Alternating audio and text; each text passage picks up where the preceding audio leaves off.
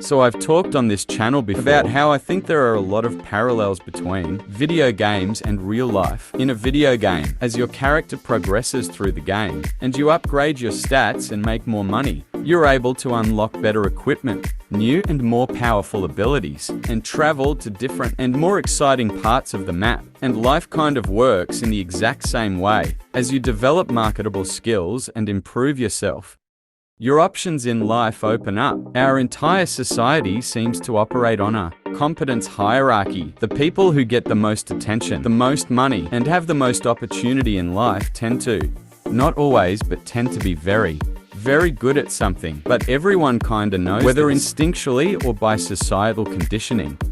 So I'm not really saying anything new, like, oh, if you want to get better at life and be successful, then stop playing so many video games and spending so much time upgrading your character and start upgrading your real life character.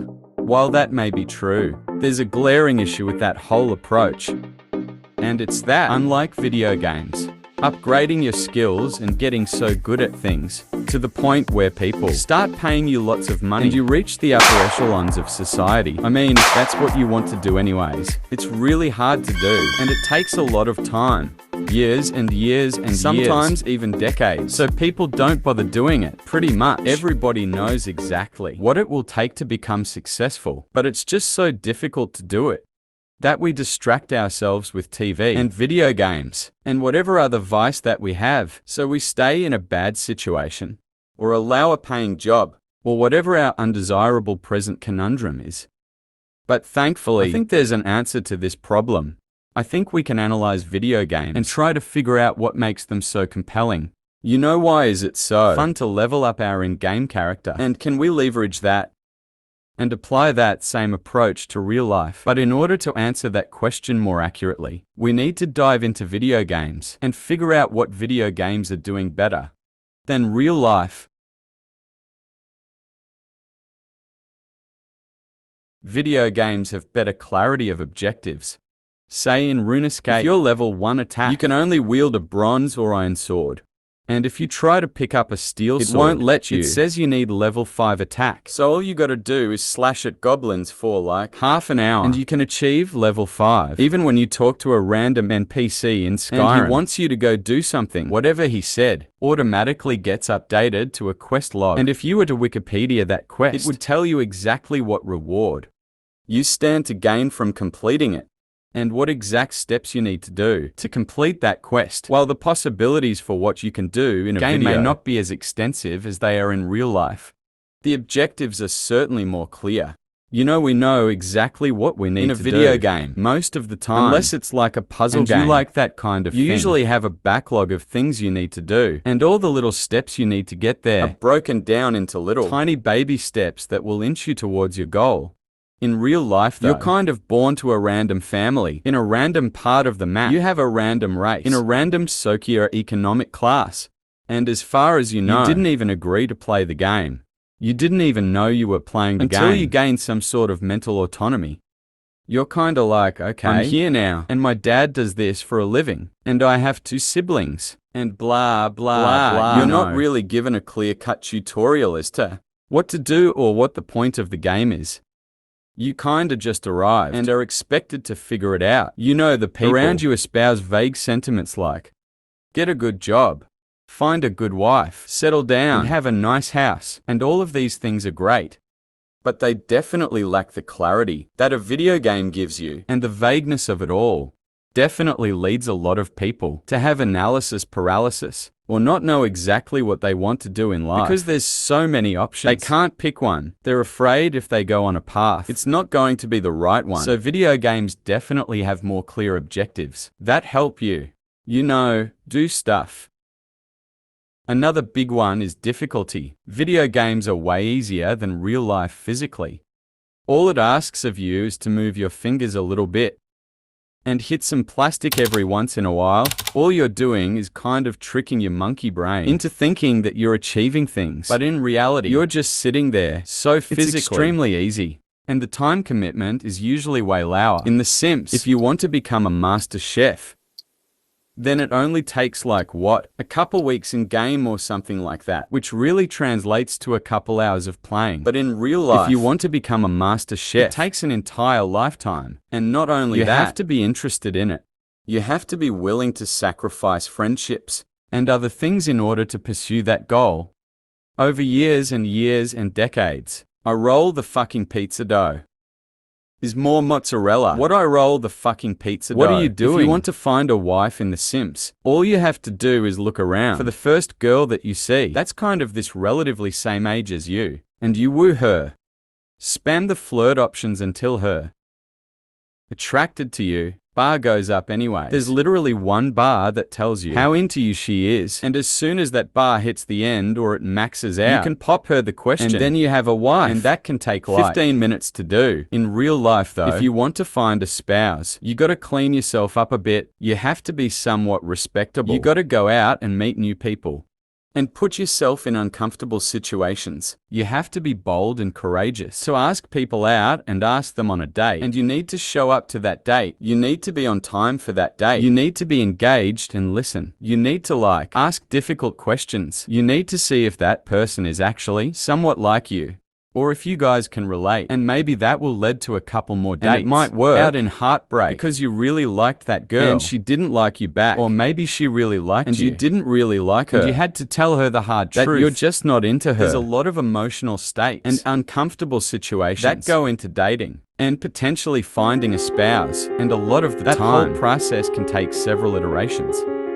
You know, you can be going on dates for years and years, and decades even, and you might never even find a spouse. Who knows you know? It's not math. It's not like in video games, where there's like a little algorithm you have to follow, or you do a little Wikipedia search for something. Life is just way harder than video games. Even if you look at something so simple as getting jacked.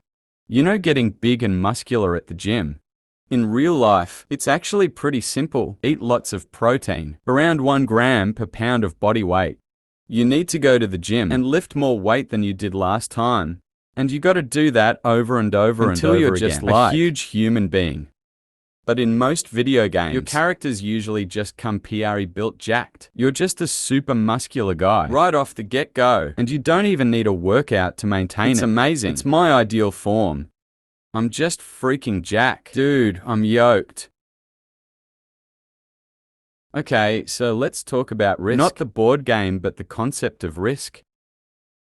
In real life, everything's kind of a risk. In the pursuit of wealth, you risk going bankrupt. In the pursuit of intimacy, we risk rejection. In the pursuit of a particular degree, you risk the chance that you picked the wrong one. You risk years of hating whatever you picked. But in video games, there's basically no risk. You risk losing gold and supplies. I guess that don't really exist, but ultimately, you don't get to feel the stabs, the hacks, and the slashes inflicted upon your in-game character. If you die, you just respawn. If your team gets squad wiped, you just play another round. In video games, you get all of the reward with none of the risk. So if video games have clearer objectives, they are easier to do, and there's basically no risk involved, then what's stopping us from spending just all of our time in video games and giving up on this whole life thing and just spending all of our time playing Minecraft? Well, I think it's in this final category where life really takes the lead, and that is the category of rewards. It's nice to get a little dopamine rush when you get a headshot or a squad wipe or a win or unlocking that new armor or that special knife, but it only feels good while you're playing the game. Video game rewards are what I would call superficial rewards. They're instantly gratifying, kind of like a donut. They're sweet and they're colorful on the surface, but hollow and nutritionally useless at its core. At their core. And if all you eat is donuts, you will gradually decay and become ill on a long enough timeline. Video game rewards are fun, but they do virtually nothing to increase your baseline sense of fulfillment. Whereas rewards in real life both have a higher ceiling and are deeper and longer lasting. You know, you don't need me to tell you. There's kind of a difference in the reward you get from unlocking a new helmet in a video game versus the rewards you get for being a good father and raising a family and instilling good values into your children. Getting a squad wipe is really fun in the moment, but it pales in comparison to the type of satisfaction that living a life that you're proud of gives you. Being somebody that you admire, living your life in a way that, if you were viewing yourself from the third person, you'd say, hey, that guy's a really cool guy. Being that person offers you a satisfaction that video game rewards just can't give you. Life offers you the opportunity to make something of yourself, so you can contribute to the world around you. And that feels good on an existential level, not just on a little chemical level, okay? So that's kind of enough of that Sunday school sermon. How do we make real life into a video game? How do we leech all of the power and the compelling nature of video games and apply it to real life? Well, I have a couple ideas. Well, a few ideas to a few is more than 33 or more. I have a few ideas, several ideas even. Step 1 is to get clearer objectives. You have to treat the goals in your life like a quest log in a video game. You have to clearly define what your goal is and what the steps you need to take to get there are. And then you need to clearly define the reward that you stand to gain for achieving that thing. If you don't have that roadmap, then you can't really guarantee that your brain can fully understand what's at stake. It's just going to become another vague sentiment that gets brushed under the rug and you ignore for your whole life. So if something is important to you, write it down. Write exactly what it is that you need to achieve and write down every single little step you need to take to get there as efficiently as possible. And then you can get yourself emotionally excited about it. You know, there's a reason why you want the things that you want. It's because you stand to gain so much from it. But unless you clearly define it, you're going to forget it. Once you create a roadmap of all of the quests you have on queue, you could really benefit from reducing the difficulty. Video games are extremely easy. Life is hard, but it doesn't have to be that way. You can break down these quests into the smallest possible daily action that will propel you towards your goal. If your goal is to write a book, you've always wanted to write a book, you want to become an author, then break down that goal into the smallest possible daily habit that you're actually likely to do. And that's probably something like write 100 words a day. And that might be so insultingly low. You'll think to yourself, wow, I will never achieve the goal of writing a book. 100 words, that's nothing. But if you usually do 0 words, that's infinitely more than 0. I think that's math. It's 100 times more than 0. But that's just 100%. Not true, if you want to learn guitar. If you want to be very good at guitar, but you never practice, then download a habit tracker and make practice 15 minutes of guitar. I don't know how many quotations a daily habit that you do every single day. And you might think to yourself, wow, 15 minutes. Everybody that I know who's very good at guitar practices for at least an hour a day. Well, you don't. And you need to get in the habit and get really good at practicing 15 minutes a day over the period of months before you upgrade to 20 minutes, 30 minutes, 40 minutes even. Okay, so the next thing is for things that remain difficult no matter what. You know, not everything can be broken down into a tiny little habit that you take action on every single day. Some things are just acutely difficult and you have to deal with them. So there's a weird phenomenon I've noticed throughout my whole life, and that is that you can gamify resistance. There's power to be absorbed from the feeling of resistance. If you've ever gone cliff jumping, then you know this feeling really well. All your friends are jumping off of this 30 feet cliff into the water. They're having such a good time, and it's your turn, and you hate heights. As you step onto that ledge, there's a feeling in your gut.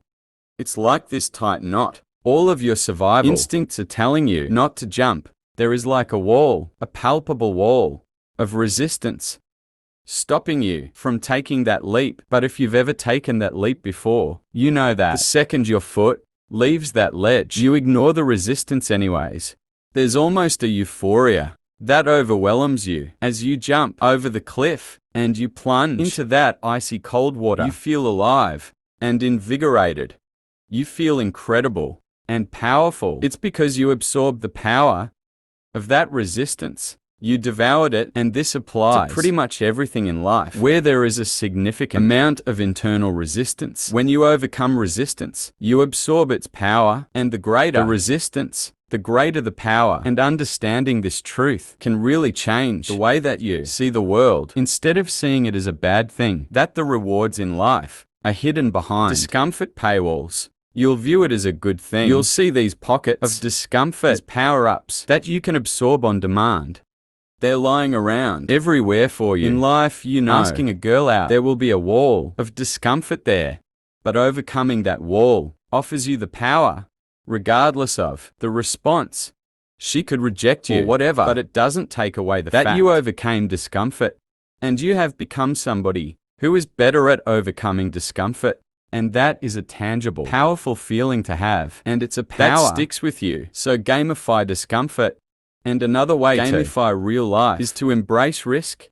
If you become a risk taker, somebody who's more comfortable with risk, you will gain the strength to bear life's pain. Realize that by not taking risks in life, you're not saving yourself from pain.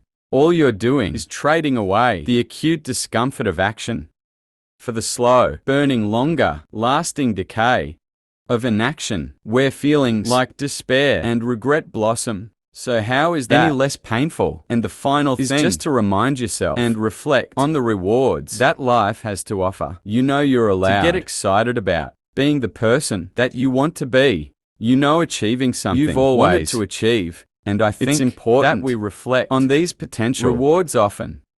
Otherwise, our daily grind can kind of get so monotonous, it feels pointless. You know, one reward that I'm currently aspiring to achieve right now is less of a tangible, physical reward, but more of a feeling of sort of calm and peacefulness and tranquility.